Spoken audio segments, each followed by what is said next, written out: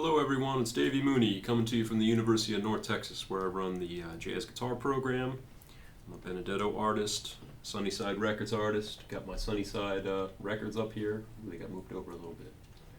Live at National Sawdust, Benign Strangers, Hope of Home, Perrier Street.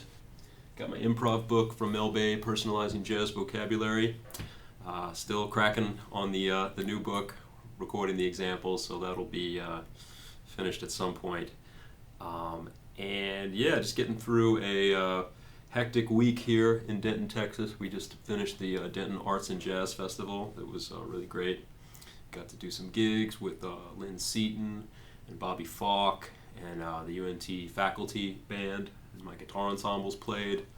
It was wild, but I wanted to talk to you about a song that's very near and dear to my heart called, well, it has several titles. A Tom Jobim tune called Zingaro. I think that was the original title. And then lyrics were added to it by Chico Buarque, and it was titled Retrato em Branco e Preto, which means portrait, actually means portrait in white and black, but in the English title is also sometimes portrait in black and white. And it's a beautiful melody, my goodness. And I wanted in this video to talk a little bit about the melody. I mean, a lot of the time I just kind of go right to the harmony of these tunes, but I think with this one, it would be a crime to not kind of analyze the melody a bit. And kind of like I did with the tune Motion, the Jimmy Rainey tune, the video I did on that, but this is a very different type of melody. It's highly chromatic, but I feel like the chromaticism is different than what you would encounter in, say, the jazz vocabulary of Charlie Parker or Bud Powell, or the way we learn chromaticism when learning to play tunes in a bebop context. And I'm not an expert on the music of Chopin. Obviously, I've heard a lot of the piano pieces, and going to arts school since high school. Even though I studied jazz, I would hear a lot of piano players performing Chopin's music, and I know that harmonically, tunes like How Insensitive and Sensatez, Tom Jobim tune, is influenced by, I guess it's the Prelude in E minor. And this one harmonically has a similar thing going on. But the chromaticism itself is very interesting to me, and so I'll dive right in. So the the original version, or the one on a certain Mr. Jobim, is actually in B minor, which I just discovered earlier today. I was going back and listening to some versions that I hadn't heard much because, this tune's been recorded so many times. He's in B minor.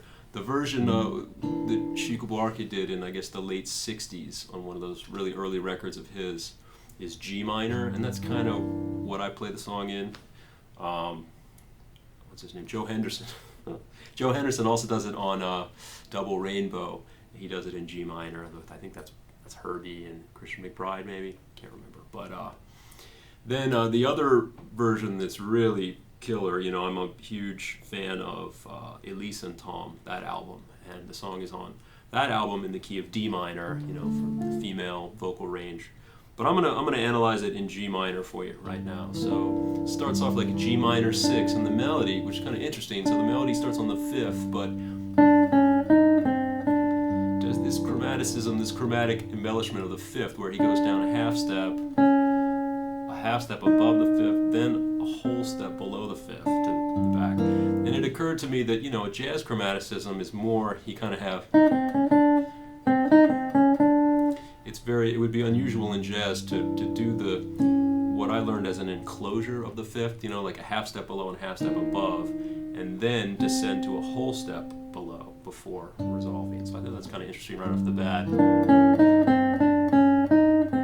Then the same thing over an F sharp diminished. Oops. Into F minor. And it's interesting on the F sharp diminished because you get that C sharp right there. Is a very dissonant note, to have on that chord. Then the same thing, F minor 6, E7. And so it's kind of like, How Insensitive, the same chord structure of a minor chord, diminished down a half step, then another minor, and then it changes a little bit here. It's actually kind of also similar to Corcovado. Jobim really loved that that chord progression. He used it over and over again. So we got, incidentally, I feel like I'm playing it kind of fast, but that's, if you listen to João Gilberto sing it, he sings it kind of fast like that, you know. E flat. And then on the Chico Buarque version and on some other versions too, there's this little counter line. It's a very sad trombone on Chico's album. So it's resolved here, and the trombone goes. So you get like.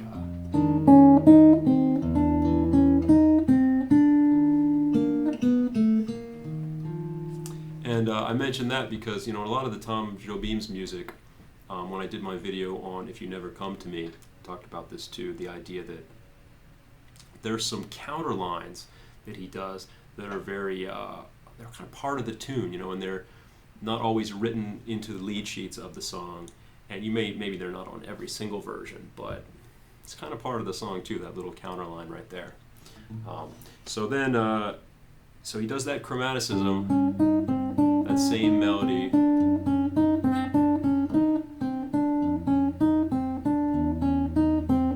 resolves to E flat, and then you have a C minor, and he does a different chromaticism.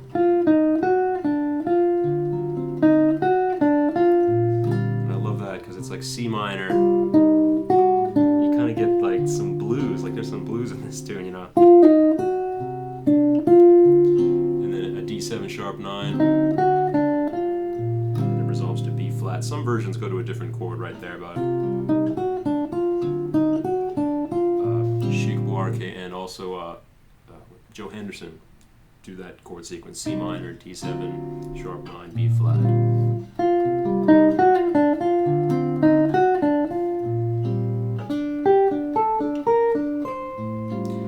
That's the only part that does that in the song. That's kind of interesting, a very consonant thing on the B flat. And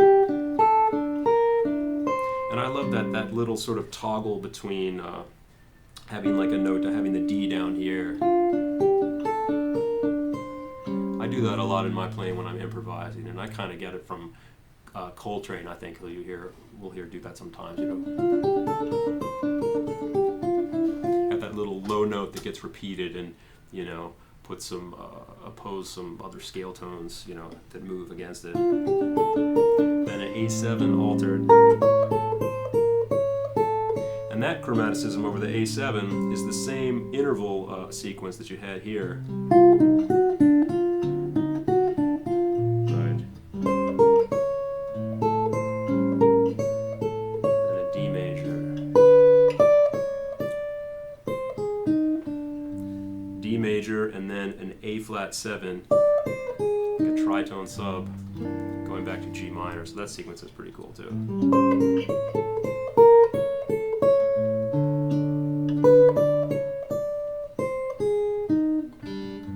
And that's the first half of the song. It's like a you know, A B A C structure. So although the melody is different in the second half, as we'll see. So the second part starts the same, but then he does a different.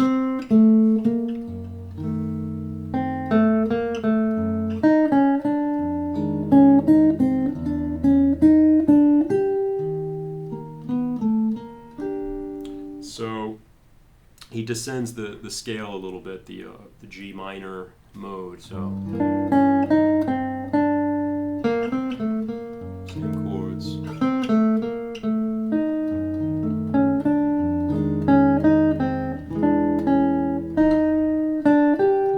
To E flat, and again, a little sad trombone. Or, you know, it's not always a trombone, but on Chico's version it's a trombone. And I love this, but this last part just gets me like, oh, it's like devastating.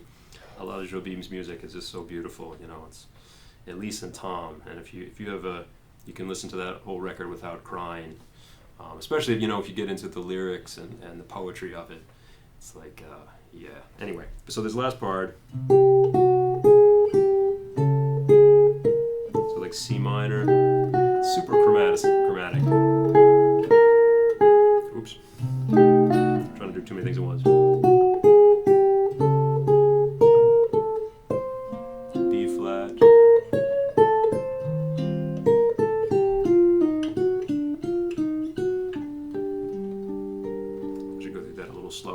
chords are C minor, C sharp, diminished, kind of B flat over D, or D minor, E flat major, C minor, and some people go like E flat minor, D7, G minor, or you could probably just go with 2 minor, 2/5 to G minor.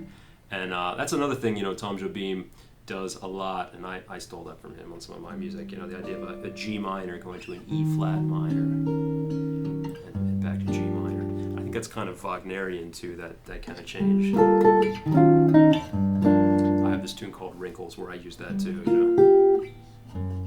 I use an inversion of that. But yeah, that melody on the last part. I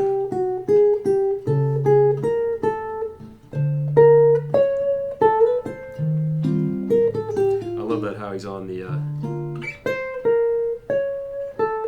that kind of blues, that same interval structure, and it gives you that blues note kind of I don't know, a blues feeling.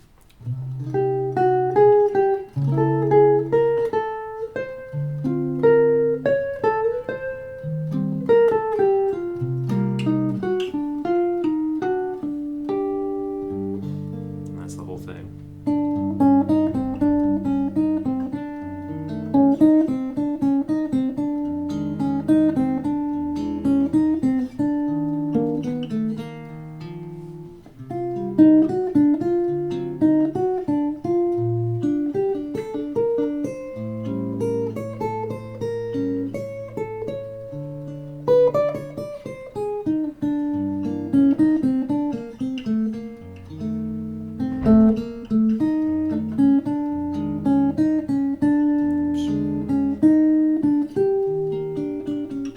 One wrong note in there.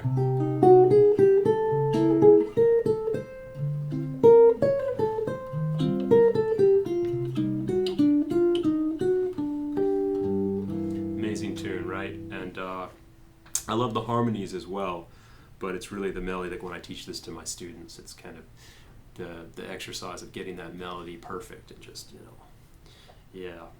And also, the phrasing of it is interesting because you really have to.